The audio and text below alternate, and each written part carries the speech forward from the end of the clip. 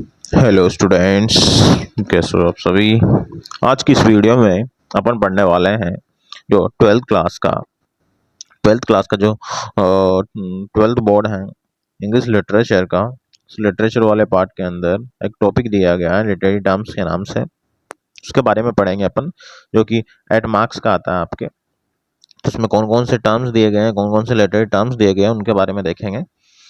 जैसे कि आपको सिलेबस पता ही होगा, और नहीं हो तो आपको मैं रिकॉल करवा देता हूँ कि कौन कौन से टर्म दिए गए हैं अपने यहाँ पे। देखो, आपके यहाँ पे 8 टर्म्स दिए गए हैं, 8 टर्म्स दिए गए हैं आपके यहाँ पे। पहले आपके सिलेबस में 6 टर्म्स दिए गए थे, उसमें से 6 में से 4 देते थे और 2 के बारे में डिटेल लिखनी रहती थी, और वो 6 नंबर का था। इस बार सिलेबस में थोड़ा चेंजेज हुआ है, और ये आपके 8 नंबर का किया है, और इसमें आपके 2 नए टर्म्स और जोड़े गए हैं, जो कि एक तो ये जोड़ा गया है रोमांटिसिज्म, एक जोड़ा गया है मॉडर्निज्म। तो इनके बारे में अपन को याद रखना है। और इन 8 से आपको 4 क्वेश्चन पूछे जाएंगे। कहने का मतलब ये है कि 4 क्वेश्चन 2-2 नंबर के पूछे जाएंगे, तो इस प्रकार से 8 नंबर होंगे आपके पास में। ठीक है ना। तो ये 8 टर्म्स दिए गए हैं। मेटाफिजिकल पोइट्री है, इंडो एंग्लियन लिटरेचर है, एंग्लो इंडियन लिटरेचर है, इंटीरियर मोनोलॉग है, इम्प्रेशनिज्म है, स्ट्रीम ऑफ कॉन्शियसनेस है, रोमांटिसिज्म है, मॉडर्निज्म है। तो ये चीज़ें हैं, और इनकी वर्ड लिमिट दी गई है अपन को 30 शब्द, 30 वर्ड्स दिए गए हैं। वो 30 वर्ड्स का मतलब क्या है कि अपन को 3-4 लाइन है। लेकिन मैं आपको बता दूं कि अपन इसमें जो भी टर्म्स के बारे में 3-4 लाइनें लिखेंगे तो अपन पूरा मैटर डिलीवर नहीं कर पाएंगे, और सामने वाला जो कॉपी चेक करने वाला है वो अपन को नंबर नहीं देंगे। तो अपन को इनके बारे में 5, 6 या 7 लाइनें तो लिखनी ही पड़ेगी। तो यहाँ पे आपके पास में फर्स्ट टर्म है मेटाफिजिकल पोइट्री। स्टूडेंट्स, ये जो नोट्स में आपको प्रोवाइड करवा रहा हूँ बहुत सिंपल लैंग्वेज में है, और आपके लिए बहुत फ़ायदेमंद है। और जैसा मैंने लिख रखा है इसमें, आपको सेम वैसे ही टॉपिक लगा के वैसे ही लिख के आना है। ठीक है। तो फर्स्ट टॉपिक है अपना, फर्स्ट लिटरेरी टर्म्स दिया गया है मेटाफिजिकल पोइट्री। तो इसके बारे में अपन देखते हैं मेटाफिजिकल पोइट्री क्या होती है। इसको हिंदी में तत्व मीमांसा वाली कविता बोलते हैं। तो आपको हिंदी से तो ज़्यादा लेना देना नहीं है, एक्चुअली में ये समझना है कि मेटाफिजिकल पोइट्री होती क्या है। स्टूडेंट, मैं आपको ऐसे ही बता दूं कि मेटाफिजिकल पोइट्री होती क्या है। ऐसी कविताएं जो इस संसार के जितने भी चीज़ें हैं उनसे सबसे परे लिखी जाती हैं, उस पोइट्रीज को अपन क्या बोलते हैं, मेटाफिजिकल पोइट्री बोलते हैं। जैसे प्रेम के ऊपर, भगवान के ऊपर, लाइफ डेथ के ऊपर, आध्यात्मिकता के ऊपर, है ना। इस टाइप की जो कविताएं लिखी जाती है उसको मेटाफिजिकल पोइट्री बोलते हैं। तो अपन इसमें ये इसकी मेटाफिजिकल पोइट्री के बारे में अपन कौन कौन सी मुख्य बातें हैं जिनको अपन समराइज करके कंसाइज मैटर में लिखेंगे। तो आपको अधिकांश इस लैंग्वेज में लिखना है आपको। देखो, सबसे पहले अपन देखते हैं द वर्ड मेटाफिजिकल। मेटाफिजिकल जो वर्ड है is a combination of 2 words, 2 शब्दों का कॉम्बिनेशन है ये, जैसा कि Meta and physical. The first word Meta means beyond. जो पहला शब्द है मेटा, इसका मतलब क्या होता है, बियॉन्ड। बियॉन्ड का मतलब क्या है, कोई परे। परे का मतलब क्या होता है, कोई चीज दूर होना। ठीक है। And the second word physical. Physical का मतलब है यहाँ पे फिजिकल वर्ड से। तो कहने का मतलब यूँ है कि मेटाफिजिकल शब्द का मतलब क्या है कि कोई भी चीज जो इस फिजिकल वर्ड से परे है, दूर है ना। देखो, मेटा का मतलब बियॉन्ड, और फिजिकल का मतलब फिजिकल वर्ड, भौतिक संसार। तो कोई भी चीज इस भौतिक संसार से है तो उसके लिए मेटाफिजिकल शब्द को जो है। तो मेटाफिजिकल पोइट्री क्या होती है इसके बारे में समझते हैं। The poetry which was written, ऐसी कविता जो लिखी जाती थी बियॉन्ड द फिजिकल वर्ड, इस भौतिक संसार से परे लिखी जाती थी, ऐसी कविता को अपन क्या बोलते हैं, मेटाफिजिकल पोइट्री। जैसे भौतिक संसार से परे कौन सी चीजें हैं, जैसे लव के बारे में लिखी जाए, एग्जिस्टेंस, अस्तित्व के बारे में लिखी जाए, स्पिरिचुअलिटी, आध्यात्मिकता के बारे में लिखी जाए, लाइफ डेथ के बारे में लिखी जाए, या रिलीजन, कोई धर्म के बारे में लिखी जाए, and the nature of humanity, या कोई मानवता का नेचर कैसा है, प्रकृति कैसी, उसके बारे में लिखी जाए, तो उसको अपन मेटाफिजिकल पोइट्री बोलेंगे। Is known as a metaphysical poetry. तो इस कविता को अपन क्या बोलते हैं, मेटाफिजिकल पोइट्री बोलते हैं। ठीक है। तो अपन ने इसकी डेफिनेशन देखी है कि मेटाफिजिकल पोइट्री अपन बोलेंगे किसको। अब ये देखेंगे कि इस शब्द का सबसे पहले प्रयोग किसने किया था, और ऐसे कौन से पोइट थे जो इस टाइप की कविताएं लिखा करते थे। देखो, अपन मेटाफिजिकल पोइट्री के बारे में बता रहे हैं, तो अपन को सारी चीजें बतानी पड़ेगी, क्या होती हैं, कौन लिखा करते थे, और इसमें कौन कौन सी विशेषता है। तो ये चीजें लिखनी है, इस प्रकार से अपने इस मेटाफिजिकल पोइट्री वाले टर्म्स को अपन को समझाना है। तो आपको नोट्स जो लिखने हैं कॉपी के अंदर, स्टूडेंट ऐसे ही लिखना है आपको। ठीक है। देखो, द टर्म, जो ये टर्म है मेटाफिजिकल पोइट्री, जो ये टर्म दिया गया है आपको, वॉज फर्स्ट यूज, इसका सबसे पहले यूज किया था 17th सेंचुरी में किया था। एक क्रिटिक थे, बाय द क्रिटिक मतलब एक आलोचक थे, डॉक्टर सैमुअल जॉनसन। किसके द्वारा किया गया था? डॉक्टर सैमुअल जॉनसन के द्वारा इस पोइट्री का सबसे पहले प्रयोग किया गया था 17th सेंचुरी में। ठीक है, किसके लिए किया था? For the literary works. Metaphysical poetry जो शब्द यूज किया था किसके लिए किया था? ये जो कवि थे, literary works of the poets, जो ये कवि थे, इनका जो साहित्य था, उन रचनाओं के लिए। अब कौन कौन से कवि थे? जॉन डन, जैसा कि जॉन डन है major metaphysical poetry, major metaphysical poet के रूप में जाना जाता है। जॉर्ज हर्बर्ट थे। एंड्रू मार्वेल थे। अब्राहम काउले, रिचार्ड कारकश, है ना। तो ये कुछ पोइट थे जो मेटाफिजिकल पोइट्री वाली स्टाइल को फॉलो किया करते थे। तो अपन को ये नेम याद रखने हैं। तो अपन ने क्या देखा अभी कि मेटाफिजिकल पोइट्री क्या होती है, किस टॉपिक के बारे में लिखी जाती थी, कैसे बनी है ये, इसका सबसे पहले यूज किसने किया, कौन से पोइट लिखा करते थे। अब कुछ विशेषताएं जो आपको याद रखनी है मेटाफिजिकल पोइट्री के बारे में, वो क्या है? देखो, some characteristics of metaphysical poetry, इसकी कुछ मुख्य विशेषताएं। देखो, मेटाफिजिकल पोइट्री के अंदर सबसे ज्यादा इंपॉर्टेंट यूज होता था कॉन्सीट का। कॉन्सीट क्या होता है? एक प्रकार का मेटाफर होता है जिसके अंदर तुलना होती है ना। तो एक प्रकार से मेटाफिजिकल पोइट्री के अंदर क्या होता था? कॉन्सीट है, मेटाफर है, उसका यूज होता था। इसके अंदर paradox, hyperbole, irony, display of wit, इन आदि का प्रयोग होता था। पैराडॉक्स मतलब विरोधाभास, है ना। हाइपरबली में तो कोई चीज को बड़ा चढ़ाकर बोलना, आयरनी व्यंग्यात्मक रूप से बोलना, डिस्प्ले ऑफ विट मतलब कोई बुद्धिमानी संबंधित बात करना। तो इस प्रकार से इसके यूज हुआ करते थे। तो ये तो जो लिटरेरी टर्म्स यूज होते थे इसके अंदर, उसका बारे में बताया। इसमें मुख्य रूप से कॉन्सेप्ट है। दूसरा, जो मेटाफिजिकल पोइट्री होती थी उसकी शुरुआत होती थी बहुत चौंका देने वाली होती थी, मतलब अचानक आश्चर्यचकित हो जाए व्यक्ति, है ना। जैसे मैं आपको बताऊं, जॉन डन की एक पोइम है अ लेक्चर अपॉन शैडो। उसमें जैसे जॉन डन बोलता है अपनी प्रेमिका से कि बिल्कुल तू सीधी खड़ी हो जा, मैं तेरे को नेचर के बारे में बताऊंगा, है ना। और नेचर किसका बताऊंगा? नेचर ऑफ लव, पर लव के बारे में बताऊंगा, लव क्या होता है, सच्चा प्रेम क्या होता है। तो अचानक ऐसे बोला है सीधी खड़ी हो जा, मैं इसको बताऊंगा। जैसे मान लो सरप्राइजिंग तरीके से उसकी ओपनिंग होती है मेटाफिजिकल पोइट्री की। कोई सी भी पोइम जो मेटाफिजिकल पोइट्री है ना, मेटाफिजिकल पोइट्री के रूप में लिखी गई है, तो उसकी सरप्राइजिंग ओपनिंग कैसी होती है? सरप्राइजिंग वाली ओपनिंग होती है। अनयूजुअल इमेजरी यूज होती है, सामान्य सी इमेजरी है वो यूज होती है इसके अंदर। इसके अंदर कोलोक्वियल लैंग्वेज, कोलोक्वियल लैंग्वेज का मतलब क्या होता है? बोलचाल वाली भाषा का प्रयोग होता है इसमें। ज़्यादा टफ लैंग्वेज नहीं होती है, बोलचाल वाली भाषा का यूज होता है इसमें, बोलचाल की भाषा, है ना। तो इसका मतलब होता है ये कोलोक्वियल लैंग्वेज। इसमें इमोशन और रीजन, रीजन मतलब तर्क, इमोशन और तार्किक चीज़ें का मिक्स होता है, मिक्सिंग होती है, ब्लेंड होती है।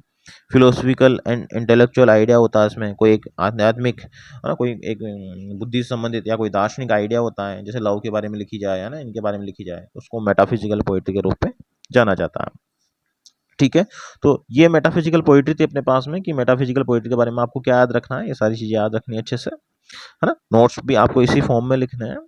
तो बाकी अगर आपको इसका हिंदी टेक्स्ट भी चाहिए तो इसका आप स्क्रीनशॉट ले सकते हो, जो अपन ने नोट्स बना रखे हैं उसका हिंदी ट्रांसलेशन किया गया है, तो इस चीज़ को ले सकते हो आप। नेक्स्ट जो अपना दूसरा टॉपिक है, दूसरा टर्म है, वो दूसरा टर्म कौन सा है उसके बारे में देखते हैं। सेकंड वाला टर्म है अपने पास में इंडो एंग्लियन लिटरेचर।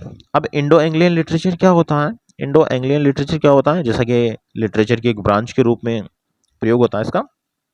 देखो, इंडो का मतलब होता है इंडिया, इंडो का मतलब क्या होता है? इंडिया। एंग्लियन मतलब इंग्लिशमैन। तो कहने का मतलब इसका माध्यम से ये समझ सकते हो आप कि वो भारतीय भारतीय राइटर जो इंग्लिश में लिखा करते थे और उससे जो लिटरेचर का निर्माण हुआ उसको बोला गया है इंडो एंग्लियन लिटरेचर। मतलब ऐसे राइटर जो इंडिया के थे और वो किस में लिखा करते थे? इंग्लिश में लिखा करते थे, उसी लिटरेचर को क्या बोला गया है यहाँ पे? इंडो एंग्लियन लिटरेचर के रूप में नाम दिया गया है। ठीक है, तो आपसे कंफ्यूज नहीं होगा। इंडो का मतलब क्या होता है? इंडो का मतलब होता है इंडियन, और एंग्लियन मतलब इंग्लिश। तो भारतीय जो इंग्लिश में लिखा करते थे उससे जो लिटरेचर बना, उसी लिटरेचर के ब्रांच को क्या बोलते हैं? Indo Anglian literature. देखो, आपको यही समझाना कि इंडो एंग्लियन लिटरेचर होता क्या है। Indo Anglian literature is also noun, Indo Anglian literature को इस नाम से भी जाना जाता है एज इंडियन इंग्लिश लिटरेचर। भारतीय अंग्रेजी साहित्य के रूप से भी जाना जाता है इसको, इंडियन इंग्लिश लिटरेचर के नाम से भी जाना जाता है। और इंडियन राइटिंग इन इंग्लिश, या भारतीय राइटिंग, कोई भारतीय लेखन कर रहा है इंग्लिश के अंदर तो उसके रूप से भी जाना जाता है, तो इसके अदर नाम है ये। अब ये किसके लिए यूज हुआ है देखो, इट मतलब ये जो इंडो एंग्लियन लिटरेचर है ये किसके लिए यूज हुआ है, इट रेफर्स, ये रेफर करता है टू द लिटरेरी वर्क्स, उस साहित्यिक रचनाओं को, ऑफ दोज इंडियन राइटर्स, वो भारतीय writers who wrote in English language, जो किसके अंदर लिखा करते थे, इंग्लिश लैंग्वेज के अंदर लिखा करते थे, उनके लिए यूज हुआ है, उनके जो लिटरेरी वर्क्स हैं उनके लिए यूज हुआ है इंडो एंग्लियन लिटरेचर।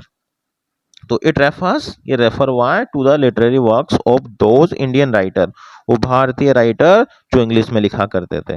इसके अंदर कौन कौन शामिल है, इसके अंदर और कौन सी चीजें आती हैं, it also include the Indian authors, इसके अंदर इट ऑल्सो इंक्लूड, इंक्लूड मतलब शामिल होना, तो इसके अंदर शामिल भी है क्या, इंडियन ऑथर भी शामिल हैं, who live in abroad and right in English. कहने का मतलब यूँ है कि भारत के रहने वाले व्यक्ति भारत में रह के इंग्लिश में लिख रहे हैं, वो भी इसी लिटरेचर में आते हैं, और इंडिया के रहने वाले व्यक्ति जो अदर कंट्री में रह रहे हैं, दूसरी कंट्री में रह रहे हैं और वहाँ पे इंग्लिश में लिख रहे हैं, वो भी इसी लिटरेचर में आएंगे। तो भारतीय राइटर जो कि इंडिया में रहते हुए इंग्लिश में लिख रहे हैं वो भी इंडो इंग्लियन लिटरेचर में आएंगे, और जो भारतीय राइटर अदर कंट्री में रहते हुए इंग्लिश में लिख रहे हैं वो भी इंडो इंग्लियन लिटरेचर में आएंगे। तो ऐसे कुछ राइटर ऐसे भी हैं जो कि एब्रोड में रहते हैं, भारतीय राइटर इंडियन ऑथर है जो कि विदेश में रहते हैं और इंग्लिश में लिखते हैं, और कौन कौन है जैसा कि नाम दिए गए यहाँ पे, किरण देसाई, वीएस नैपोल, है ना, सलमान रशीद, हम तो ये एब्रोड में रहने वाले हैं, भारतीय हैं जो कि इंग्लिश में लिखते हैं। अब देखो यहाँ पे भारत में रहने वाले और कौन कौन है जो इंग्लिश में लिखा करते हैं, तो इस लिटरेचर की कौन कौन से और राइटर्स हो सकते हैं, उनके एग्जाम्पल बताने हैं अपन को। ए के रामानुजन है, गिरीश कर्नाड हैं, आर के नारायण है जिनका फेमस कस्बा है मालगुड़ी। कहने का मतलब है कि अपने प्लेस ड्रामास के अंदर जो एक इमेजिनरी टाउन यूज करते हैं वो है मालगुड़ी। ठीक है, तो ये राइटर के नेम याद रखने अपन को, मुल्कराज आनंद हैं, तो इसमें से दो तीन कम से कम आपको तीन तो याद रखनी ही है, तो इस लिटरेचर से संबंधित राइटर के नेम है ये जो आपको रहे। तो आपको समझ में आया कि इंडो इंग्लियन लिटरेचर होता क्या है, उसको लिखने वाले कौन थे। ठीक है, नेक्स्ट आगे बढ़, नेक्स्ट अपन समझते हैं Anglo Indian literature. Anglo Indian literature क्या होता है इसके बारे में समझते हैं। इसको बोलते हैं अंग्रेजी भारतीय साहित्य। तो जैसे मैं आपको इसे समझाता हूँ कि एंग्लो का मतलब क्या होता है। एंग्लो का मतलब होता है, आप इंग्लिश से ले सकते हो, एंग्लो का मतलब इंग्लिश से ले सकते हो, और इंडिया का मतलब, इंडियन का मतलब इंडिया से। ठीक है, तो इंग्लिश मतलब वो इंग्लिश मैन, वो अंग्रेज व्यक्ति जब भारत आए थे और भारत आकर उन्होंने जो इंग्लिश में लिटरेचर लिखा, यहाँ भारत में रह के इंग्लिश लैंग्वेज के अंदर जो लिटरेचर लिखा, उस लिटरेचर को बोला जाता है एंग्लो इंडियन लिटरेचर। तो आप जैसा कि नाम से ही पता लग रहा है कि एंग्लो का मतलब क्या होता है, इंग्लिश मैन जो कि भारत आए थे, इंडियन इंडिया में आए थे, उन्होंने जो लिटरेचर लिखा यहाँ पे अंग्रेजी में, उस लिटरेचर के लिए यूज किया जाता है एंग्लो इंडियन लिटरेचर। तो देखते हैं इसको, यही चीज़ इसमें लिखी हुई है। Anglo Indian literature refers to the literary work, है ना, उस साहित्यिक रचनाओं यहाँ वर्क्स हैं, तो उन साहित्यिक रचनाओं के लिए यूज हुआ है ऑफ दोज इंग्लिश मैन, वो अंग्रेज व्यक्ति who lived in India, who lived in India at least for some time, जो इंग्लिश व्यक्ति कुछ समय तक भारत में रहे थे। At least for some time का मतलब क्या होता है कि कुछ समय तक भारत में रहे थे, यहाँ पे रहे थे, इंडिया में रहे थे। उनका जो लिटरेरी वर्क्स हैं, उन लिटरेरी वर्क्स को क्या बोला गया है, कौन सा लिटरेचर बोला गया है, एंग्लो इंडियन लिटरेचर बोला गया है। उनके लिटरेरी वर्क्स के लिए टर्म्स हैं, यूज हुआ है। अब देखो भारत में कब आए थे अंग्रेज व्यक्ति, जब आपको पता है कि ईस्ट इंडिया कंपनी की स्थापना हुई थी 1600 के आसपास, तब यहाँ पे अंग्रेज अधिकारी वगैरह अंग्रेज व्यक्ति आए थे, तो उनके साथ में कुछ पोइट राइटर भी आए थे, तो उन्होंने आके भारत में आके वो भारत में अंग्रेजी में लिखा करते थे, सो जिससे जो लिटरेचर बना उस लिटरेचर को बोला गया है एंग्लो इंडियन लिटरेचर। तो देखो this literature came into existence, ये इस प्रकार का जो लिटरेचर है कैम इनटू एग्जिस्टेंस का मतलब अस्तित्व में आया, इस प्रकार का लिटरेचर अस्तित्व में आया when eastern and western culture encountered, encountered का मतलब होता है मिलना, जब पूर्वी और पश्चिमी संस्कृति मिली, मतलब अंग्रेज व्यक्ति आए भारत में आए, और भारत में आके जब वो और भारत में कब आए थे ये, ब्रिटिश रूल के दौरान। एनकाउंटर ईच अदर, एक दूसरे से मिले अंडर ब्रिटिश रूल, जब ब्रिटिश रूल था, अंग्रेजों का अधिक हाथा शासन था यहाँ पे, तब अंग्रेज व्यक्ति उन अंग्रेज अधिकारियों की तरह की साथ आए थे यहाँ पे, और यहाँ की जो लिटरेचर लिखा उस लिटरेचर को जाना जाता है Anglo Indian literature. It is considered vital branch of English literature, जैसा कि ये इंग्लिश लिटरेचर की बहुत महत्वपूर्ण ब्रांच समझी जाती है। वाइटल का मतलब क्या होता है? महत्वपूर्ण। कंसिडर्ड का मतलब होता है मानना, समझना, ठीक है। अब इस लिटरेचर की कौन कौन सी मुख्य विशेषता थी, किस लिटरेचर में जो वो लिखा करते थे ऑथर राइटर, वो किसके बारे में लिखा करते थे ज़्यादा? तो देखो किसके बारे में लिखा करते थे, the major themes of this literature. अब वो किसके बारे में लिखा करते थे इस लिटरेचर के अंदर? वो मेनली लिखा करते थे सेंस ऑफ एग्जाइल। एग्जाइल का मतलब क्या होता है? प्रवास से संबंधित, हाँ, निर्वासन, प्रवास से संबंधित। तो वो ब्रिटेन को छोड़ के भारत में आए थे राइटर वगैरह, तो उन्होंने जो ये जर्नी की थी, तो उस जर्नी में जो प्रवास किया था, उस प्रवास के बारे में लिखा करते थे वो। एंग्लो इंडियन ऑफिशियल लाइफ, और जो वो अंग्रेज अधिकारी आए थे या अंग्रेज पोइट राइटर आए थे यहाँ पे, तो उन्होंने जो उनकी इंडिया में उनकी लाइफ कैसी थी उसके बारे में लिखा करते थे वो। एंग्लो इंडियन ऑफिशियल लाइफ के बारे में लिखा करते थे। इंडियन नेटिव लाइफ, और भारतीय जो व्यक्ति हैं, रहने वाले व्यक्ति हैं यहाँ से, तो उनकी नेटिव लाइफ कैसी है उसके बारे में लिखा करते थे। एंड नेचुरल सीनरी, और यहाँ का प्राकृतिक दृश्य इसके बारे में लिखा करते थे। तो इस लिटरेचर में लिखा किसके बारे में जाता था? ये तीन विशेषताएं आपको याद रखनी है। सेंस ऑफ एग्जाइल सेकंड है, सेंस ऑफ एग्जाइल सेकंड है एंग्लो इंडियन ऑफिशियल लाइफ, है ना, इंडियन नेटिव लाइफ के बारे में, यहाँ की नेचुरल सीनरी के बारे में लिखा करते थे। तो ये तो लिटरेचर, इस टॉपिक के बारे में लिटरेचर लिखा जाता था। नेक्स्ट अपने देखेंगे कि इस लिटरेचर को लिखने वाले कौन कौन से पोइट थे, राइटर थे, है ना।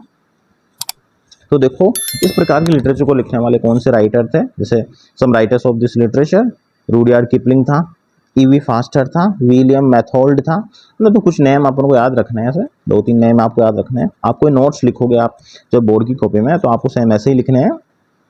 सबसे पहले ऐसे टॉपिक लगा के डिटेल लिखोगे, इस कौन से टॉपिक के बारे में लिखी जाती थी ये लिटरेचर, टॉपिक लिखने हैं अपन को, ये कुछ पॉइंट लिखने हैं।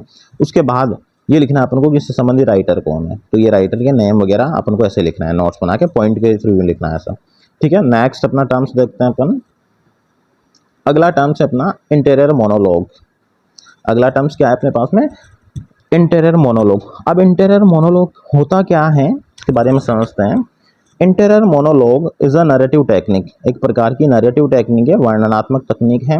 That shows the flow of thoughts, जो कि विचारों का फ्लो दिखाती हैं, किसमें? Going through the mind of a character और ए प्रोटोगोनिस्ट, जो किसी पात्र के, किसी मुख्य नायक के या किसी पात्र के माइंड में जो विचारों का फ्लो चलता है, उस फ्लो की दिखाने के लिए एक टेक्निक यूज होती है, उसको बोलते हैं interior monologue.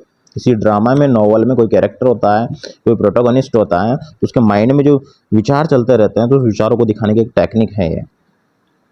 It is used in dramatic, non dramatic fiction, तो ये ड्रामा में और नॉन ड्रामेटिक फिक्शन लिखे जाते हैं, उन दोनों में यूज होती हैं ये, है ना। जैसे कि आपको ये भी याद रखना है कि इस टर्म का सबसे पहले यूज किसने किया था, है ना। देखो the term interior monologue was introduced, इसको इंट्रोड्यूस किया गया था एडवर्ड दुर्जलिन, है ना, इसके द्वारा इस टर्म को क्या किया गया था? इंट्रोड्यूस किया गया था इन हिज नॉवल, उसके नॉवल के अंदर, है ना। तो एडवर्ड दुर्जलिन के द्वारा इसका इंट्रोड्यूस किया गया था इसको। तो ये होता क्या है, एक प्रकार की जो कैरेक्टर के माइंड में, प्रोटोगोनिस्ट के माइंड में जो विचारों का फ्लो चलता है, तो उस फ्लो को दिखाने के लिए इसका यूज किया जाता है। अभी कितने प्रकार का होता है? अभी दो प्रकार का होता है। There are two kind of interior monologue, दो प्रकार का होता है, एक डायरेक्ट इंटीरियर मोनोलॉग और एक होता है इनडायरेक्ट इंटीरियर मोनोलॉग। अब देखो इसमें कोई विचार वगैरह रिवील किए जाते हैं, तो जब मान लो जो ऑथर हैं, अगर वो किसी भी कैरेक्टर की हेल्प करता है विचार वगैरह को रिवील करवाने में, तो उसको तो इनडायरेक्ट इंटीरियर मोनोलॉग बोलते हैं। और जब वो हेल्प नहीं करता है तो उसको डायरेक्ट इंटीरियर मोनोलॉग बोलते हैं। कहने का मतलब यूँ है कि डायरेक्ट इंटीरियर मोनोलॉग में क्या करेगा, वो जो कैरेक्टर है वो खुद अपने आप से अपने विचारों को क्या करेगा? रिवील करेगा। और इनडायरेक्ट में जो ऑथर हैं, लेखक हैं, वो थोड़ी उसकी हेल्प करता है, ठीक है। तो इसके बारे में देखते हैं। और डायरेक्ट में, in this direct interior monologue the author does not show his presence, वो अपनी प्रेजेंस वगैरह, उसकी हेल्प वगैरह नहीं करता है वो। The character directly reveal the thoughts and emotion, और जो भी इमोशन, थॉट्स वगैरह रिवील कर रहा है वो कैरेक्टर ही उसको रिवील करता है। जबकि सेकंड में इनडायरेक्ट इंटीरियर मोनोलॉग में क्या होता है, इसके अंदर क्या होता है, ऑथर है ना, वो उसकी हेल्प करता है, किसकी? कैरेक्टर की हेल्प करता है विचारों को रिवील करने में। इनडायरेक्ट इंटरनल मोनोलॉग क्या होता है? In this internal monologue the author appears as a commentator guide, है ना। तो यहाँ पे वो किस रूप में भूमिका निभाता है? कमेंटेटर के रूप में, गाइड के रूप में, उसको गाइडेंस देता है कि ऐसे विचार रिवील करने हैं, तो उसको दिखाता है ना, उसे हेल्प करता है। He helps to reveal the thoughts of a character, वो क्या करता है? उस कैरेक्टर के थॉट्स वगैरह को रिवील करने में उसकी हेल्प करता है। तो ये दो प्रकार के इंटरनल मोनोलॉग हैं, दोनों के बारे में आपको याद रखना है। आप जो नोट्स बनाओगे, आपको नोट्स जो लिख के आने हैं वहाँ पे इसी फॉर्म में लिख के आने हैं वो, ठीक है। ऐसे करके आप उसके बारे में लिखोगे, किसने इसको इंट्रोड्यूस किया, क्या होता है ये दो प्रकार लिखने हैं अपन को, ठीक है। अगर आप किसी को हिंदी की स्क्रीनशॉट चाहिए तो हिंदी का स्क्रीनशॉट ले सकते हो, सेम जो अपन ने देखा वही चीज़ें हैं अभी। नेक्स्ट अपन पढ़ते हैं इम्प्रेशनिज्म क्या होता है, इसके बारे में देखते हैं। इम्प्रेशनिज्म, तो इम्प्रेशनिज्म क्या था? एक प्रकार का आर्टिस्टिक मोमेंट था जो फ्रांस के अंदर हुआ था। तो देखते हैं इनके बारे में। Originally impressionism was an artistic moment, एक कला से संबंधित आंदोलन था। दैट टुक प्लेस का मतलब होता है आयोजित होना, है ना, जो हुआ था इन फ्रांस के अंदर हुआ था, 19th सेंचुरी के अंदर हुआ था। It was an artistic style, एक प्रकार की आर्ट से संबंधित स्टाइल थी ये, इसको लिटरेचर में अपनाया गया था। अब लिटरेचर में क्या होता था इसके अंदर? In literature it is literary style, literature के अंदर इसको लिटरेरी स्टाइल के रूप में यूज किया गया है। In which the writer provides a few unclear detail of scene और इंसिडेंट, भी किसी भी सीन की या किसी भी इंसिडेंट घटना की कुछ अनक्लियर डिटेल उपलब्ध करवाता था राइटर, किस कहाँ पे? ऑन कैरेक्टर्स माइंड, जो कैरेक्टर हैं, जो रीडर वगैरह हैं, उनके माइंड में अनक्लियर डिटेल उपलब्ध करवाता है राइटर। और क्या करता है? The writer leaves it up to readers, और क्या करता है कि जो इसको जो उपलब्ध करवाता है अनक्लियर डिटेल, इसको छोड़ देता है किन के ऊपर? रीडर के ऊपर छोड़ देता है। टू इंटरप्रेट, कि वो खुद से ही इसका विश्लेषण करे कि यार सीन में क्या बातें दिखाई गई हैं, है ना। स्पष्ट रूप से सीन वगैरह प्रोवाइड नहीं करवाता था, अनक्लियर सीन उपलब्ध करवाता था वो, तो वो रीडर वगैरह हैं उसका विश्लेषण करते थे वो। Sorry, he does not describe the scene, वो सीन को डिस्क्राइब नहीं करता था वो राइटर। वो कौन करता था इसको डिस्क्राइब, कौन इंटरप्रेट करता था? रीडर ही करते थे। इस प्रकार से it is a style where author use to capture characters mental and emotional experience rather than objective reality. इसमें क्या करता है ऑथर है, इसका यूज करता है कि कोई भी कैरेक्टर उनके माइंड में, उनके मेंटल इमोशनल एक्सपीरियंस क्या रहे हैं, इसको पढ़ के इसको जानना चाहता है वो, किसकी बजाय? रेदर देन ऑब्जेक्टिव रियलिटी, कि वास्तविक जो चीज़ें दिखाई गई हैं उसकी बजाय इस सीन को देख के या किसी भी इमेज को देख के जो रीडर हैं उनके ऊपर क्या प्रभाव पड़ता है, उसके माइंड में क्या प्रभाव पड़ रहा है, उसको जानना चाह रहा था वो, है ना। तो जो इससे संबंधित ऐसा जो लिटरेचर लिखा जाता है उसी लिटरेचर की ब्रांच को बोला जाता है इम्प्रेशनिज्म, है ना। अभी थोड़ा अपन और ये देख लेते हैं कि इम्प्रेशनिज्म से संबंधित कुछ एग्जाम्पल क्या है वो देख लेते हैं। जैसे द हार्ट ऑफ डार्कनेस जो जोसेफ कॉनरेड का है, ये एक फेमस इम्प्रेशनिज्म का उदाहरण है। यूलिसेस जेम्स जॉइस का है। The portrait of A lady Henry James का है। तो तीन आपको याद रखने हैं कि इससे संबंधित, इस लिटरेचर से संबंधित कौन सी चीज़ें हैं। एक तो है द हार्ट ऑफ डार्कनेस, यूलिसेस, और एक है द पोर्ट्रेट ऑफ लेडी, ठीक है। तो ये इम्प्रेशनिज्म के बारे में डिटेल थी जो आपको याद रखनी है, उसे मैं से याद रख के कॉपी में लिख के आना है इसको, बहुत अच्छे सिंपल लैंग्वेज में आपको बताई गई है। नेक्स्ट अपन आगे देखते हैं इसकी हिंदी की अगर आप स्क्रीनशॉट लेना चाहो तो ले सकते हो। नेक्स्ट अपना है स्ट्रीम ऑफ कॉन्शियसनेस, चेतना की धारा बोलते हैं जिसको। अब ये क्या होता है? देखो अपन ने अभी इंटरनल मोनोलॉग पढ़ा था। इंटरनल मोनोलॉग क्या होता है? विचारों का जो फ्लो चलता रहता है, उस टेक्निक को क्या बोला गया है? उसको बोला गया है इंटरनल मोनोलॉग। अब वो जो विचारों का फ्लो चलता है, उस फ्लो के लिए लिटरेचर में एक टर्म यूज किया जाता है स्ट्रीम ऑफ कॉन्शियसनेस। तो अपन यूँ बोल सकते हैं कि जो स्ट्रीम ऑफ कॉन्शियसनेस है एक प्रकार से इंटरनल मोनोलॉग का ही पार्ट है ये, ठीक है ना। तो उस टेक्निक को, जो फ्लो चल रहा है विचारों को, उस टेक्निक को दिखाने के लिए तो इंटरनल मोनोलॉग यूज हुआ है। और वो जो फ्लो चल रहा है उस फ्लो के लिए लिटरेचर में एक टर्म यूज होता है, उसको बोलते हैं स्ट्रीम ऑफ कॉन्शियसनेस। देखो स्ट्रीम का हम लोग कहते हैं धारा, कॉन्शियसनेस मतलब चेतनाओं की धारा या विचारों की धारा। तो इसके बारे में अपन कौन सी डिटेल याद रखेंगे? The term stream of consciousness was first coined bye psychologist William James in his 1819 work. उसका जो 1890 जो 1890 का जो वर्क है द प्रिंसिपल्स ऑफ साइकोलॉजी, उसकी जो पुस्तक है, इस पुस्तक में सबसे पहले स्ट्रीम ऑफ कॉन्शियसनेस का इसने सबसे पहले प्रयोग किया था। और एक साइकोलॉजिस्ट मतलब मनोवैज्ञानिक था ये, और इसका क्या नाम था, विलियम जेम्स। 1890 का जो इसका वर्क था, इसकी किताब थी प्रिंसिपल ऑफ साइकोलॉजी, इसके अंदर इसने इस अपनी टर्म का सबसे पहले प्रयोग किया था। फर्स्ट कॉइंड, कॉइंड का मतलब होता है घड़ना बनाना ना, सबसे पहले इसका प्रयोग किया था। अब क्या होता है term, the term stream of consciousness means का इसका मतलब होता है द फ्लो ऑफ, क्या होता है इसका मतलब, द फ्लो ऑफ थॉट्स, विचारों का जो प्रवाह है, going through the mind of a character और प्रोटोगोनिस्ट, जो किसी कैरेक्टर के माइंड में चल रहा है या प्रोटोगोनिस्ट मुख्य नायक के माइंड में चल रहा है, तो उसका जो विचारों का फ्लो है उसका मतलब ही होता है stream of consciousness. This type of writing is associate with the early 20th century, 20वीं शताब्दी से संबंधित है ये राइटिंग, उस समय ज़्यादा प्रचलित थी। मॉडर्न में मतलब मॉडर्न बोल सकते हो आप, मॉडर्न लिटरेचर के अंदर इसका यूज होता था। इट इज़ स्टाइल, ये एक प्रकार की स्टाइल है और टेक्निक है ऑफ राइटिंग, लिखने की, they try to capture the natural flow of a character's thought process, जो है किसी भी कैरेक्टर की थॉट प्रोसेस होती है, सोचने की जो क्षमता होती है, उसकी प्रक्रिया होती है, कैसे सोच रहा है, इसके माइंड में क्या चल रहा है, तो उसको कैप्चर करने की एक टेक्निक है ये। It is a part of internal monologue, जैसा कि मैंने आपको बताया कि इंटरनल मोनोलॉग का ही पार्ट है।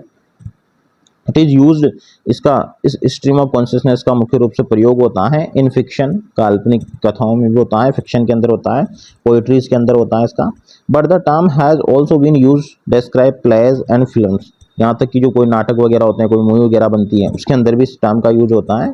विचारों का प्रभाव चलता रहता है किसी कैरेक्टर के माइंड में, तो उसको दिखाया जाता है, तो प्लेज और फिल्म्स के अंदर भी इसका यूज होता है।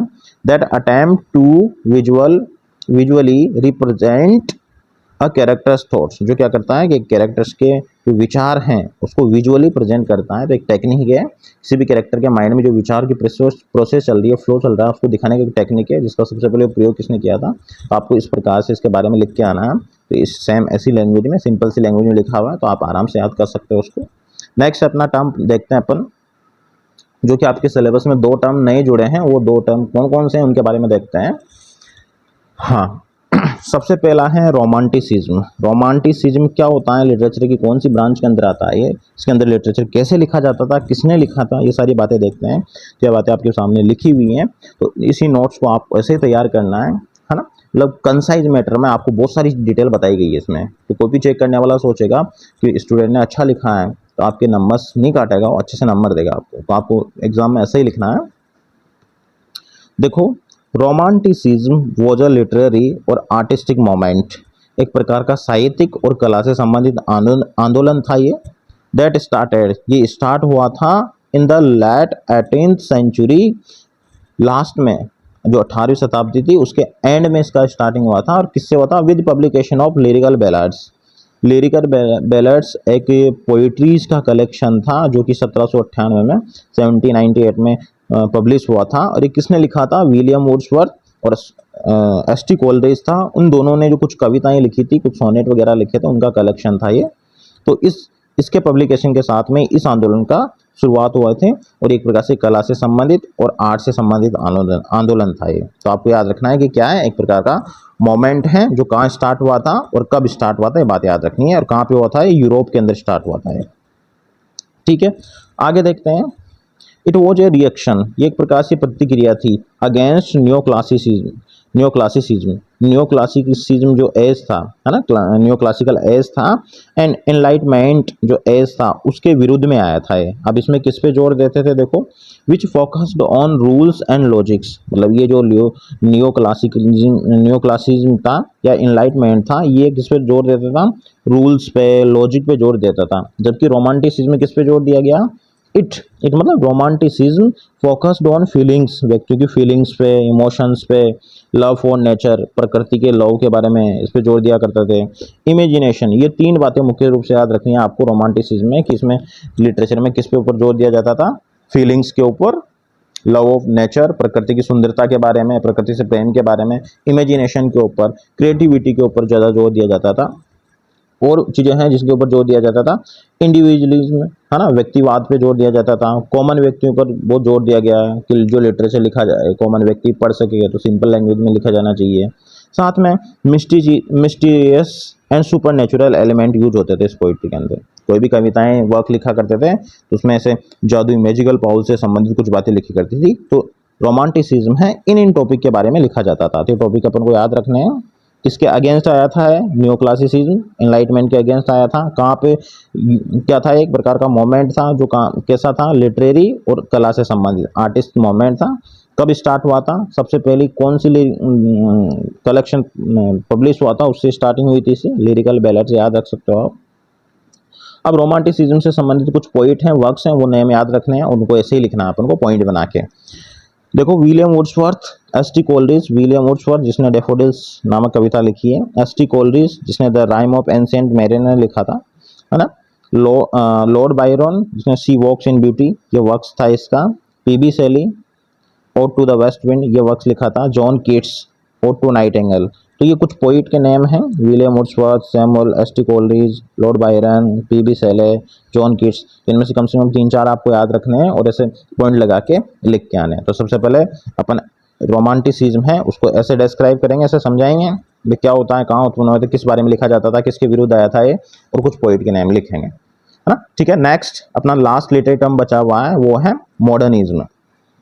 आप इसका स्क्रीनशॉट ले सकते हो अगर हिंदी में आपको देखना है तो। नेक्स्ट है मॉडर्निज्म।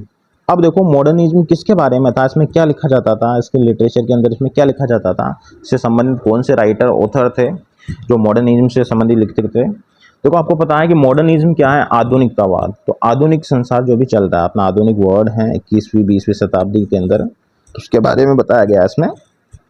देखो modernism was a literary, artistic और कल्चरल मोमेंट। ये भी एक प्रकार का आंदोलन था। जो कैसा आंदोलन था? लिटरेचर के क्षेत्र में भी था, आर्ट के क्षेत्र में भी था, और जैसे कल्चर वगैरह के क्षेत्र में भी इसका यूज किया गया था। तो एक प्रकार से आंदोलन था।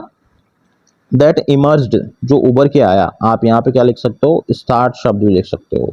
That started in the early 20th century, जो प्रारंभिक 20वीं सदी में स्टार्ट हुआ था ये moment modernism, mainly after world war first, जो 14 से 18 के बीच में अपना प्रथम विश्व युद्ध हुआ था, उसके जस्ट बाद में ये मॉडर्निज्म है, ये जो मोमेंट है अपने सामने आया था। अब इसके अंदर कौन लिखा करते थे, कौन से राइटर थे, क्या लिखा करते थे, उसके बारे में देखो। It was a new style of writing, ये लिखने की न्यू स्टाइल थी अबाउट द मॉडर्न वर्ल्ड। जो आधुनिक संसार के बारे में लिखना है राइटर को, तो ये लिखने की नई स्टाइल थी। अब इसके अंदर कौन कौन थे लिखने वाले? मॉडर्निस्ट राइटर्स कौन कौन? जैसे T S. Eliot, James Joyce, Virginia Woolf, Ezra Pound, D H. Lawrence, ये कुछ राइटर थे जो कि मॉडर्निस्ट थे, मतलब मॉडर्निज्म को फॉलो करने वाले राइटर थे। इन्होंने क्या किया? इट इज मतलब एक्सेट्रा। इन राइटर ने क्या किया? Rejected the traditional form of writing, जो परंपरागत तरीके से लिखते आ रहे थे लिटरेचर को, उसको रिजेक्ट कर दिया इन्होंने। एंड फोकस्ड, और इन्होंने फोकस किया किसके ऊपर? ऑन पर्सनल कॉन्शियसनेस, जो व्यक्ति का स्वयं का जो व्यक्तिगत चेतना है उसके ऊपर जोर दिया इन्होंने। इनर रियलिटी, और व्यक्ति के अंदर आंतरिक वास्तविकता क्या है उसके ऊपर जोर दिया इन्होंने। एंड द, और किसके ऊपर जोर दिया? And the choice of the modern word, modern word का जो चॉइस का मतलब शोर शराबा, जो भाग दौड़ मची हुई है, उसके ऊपर जोर दिया कि व्यक्ति के अंदर क्या चल रहा है, आधुनिक संसार का व्यक्ति कैसा है, उसके ऊपर जोर दिया इन्होंने। तो मेन रूप से इस लिटरेचर की मुख्य थीम क्या हुआ करती थी? देखो main theme of modernism were confusion. देखो विश्व युद्ध चल रहे थे तो व्यक्ति दुखी थे बहुत ज़्यादा, तो व्यक्ति में कौन कौन सी भावना आई थी? कन्फ्यूजन थे, डाउट्स थे, है ना, लोनलीनेस थे, अकेलापन था, व्यक्ति के अधिकांश संबंधी मर चुके थे वर्ल्ड वॉर में, है ना, फियर था, व्यक्तियों में डर था। तो इन सब चीज़ों के बारे में इसमें लिखा जाता था, इस लिटरेचर में लिखा जाता था। लॉस ऑफ रिलीजन, धर्म का कोई अता पता नहीं है। चेंज एंड चॉइस, परिवर्तन हो रहे हैं, शोरगुल हो रहा है, व्यक्ति के माइंड में कॉन्फ्लिक्ट चल रहे हैं, इनसाइड द माइंड, मतलब कॉन्फ्लिक्ट मतलब संघर्ष, द्वंद्व चल रहे हैं। सिटी लाइफ के बारे में लिखा जाता था इस लिटरेचर में। मशीन वर्ल्ड के लिखा जाता था। वॉर, युद्ध के बारे में लिखा जाता था, और बहुत सारे प्रकार के मेंटल इश्यूज थे उनके बारे में इस लिटरेचर में लिखा जाता था। इसके अंदर किसके बारे में लिखा जाता था वो बातें अपनी याद रखनी है। अब इस लिटरेचर की कुछ मुख्य विशेषताएं हैं कि इस लिटरेचर को जो लिखा जाता था उसमें कौन कौन सी चीज़ें यूज की जाती थी, है ना, कौन सी टेक्निकें यूज की जाती थी। तो उसके अंदर सबसे पहला है फ्रेगमेंटेशंस, मतलब ये लिटरेचर जो लिखा जाता था कभी भी कंप्लीट नहीं लिखा जाता था, इसको टुकड़ों में लिखा जाता था, पार्ट में लिखा जाता था। फ्रेगमेंट का मतलब क्या होता है? हंश। इसके अंदर एक टेक्निक यूज होती है जो अपन ने अभी पढ़ी थी, स्ट्रीम ऑफ कॉन्शियसनेस। मॉडर्निज्म जो लिटरेचर है उसके अंदर जो यूज होती थी टेक्निक वो कौन सी है, स्ट्रीम ऑफ कॉन्शियसनेस। नेक्स्ट है फॉर्मल एक्सपेरिमेंटेशंस। इस लिटरेचर के अंदर बहुत सारे एक्सपेरिमेंट भी किए गए, बहुत सारे पोएम ऐसी लिखी गई जिसके अंदर कोई राइम स्कीम नहीं थी, फ्री वर्स की पोएम लिखी गई है ना। आयरनी सेटायर वगैरह यूज होते थे इसके अंदर। रिजेक्शन ऑफ ट्रेडिशनल मोरलिटी, है ना, जो ट्रेडिशनल तरीके से लिखा आ रहा था उसको रिजेक्ट किया था इसमें, है ना, तो इसके बारे में भी लिखा गया था इसमें, है ना। तो इस लिटरेचर के बारे में आपको कौन कौन सी बातें याद रखनी है, ये बातें याद रखनी है। एक तो मॉडर्निज्म क्या होता है, एक आंदोलन था, कहाँ पे इसका स्टार्टिंग हुई थी, इसके अंदर कैसे कैसे लिखा जाता था, कौन कौन लिखने वाला था इसमें, ये सारी बातें अपन को याद रखनी है। उसकी कुछ विशेषताएं तो आपको ऐसे करके याद बता के आने हैं अपन को ये। तो आपको ये अपन ने आज इस वीडियो के अंदर कौन से टॉपिक को पढ़ा है, जो 12th क्लास का लिटरेचर का टॉपिक था, लिटरेरी टर्म्स, उसके बारे में डिस्कस किया है। तो आपका 8 नंबर का टॉपिक था ये, और वेरी इंपॉर्टेंट टॉपिक है, और उसको बहुत सिंपल लैंग्वेज में बहुत सिंपल लैंग्वेज में इसको डिस्कस किया है सभी टर्म्स को। तो आपको अच्छे से याद रखना है और आराम से आप इनको याद कर सकते हो। ठीक है, थैंक यू।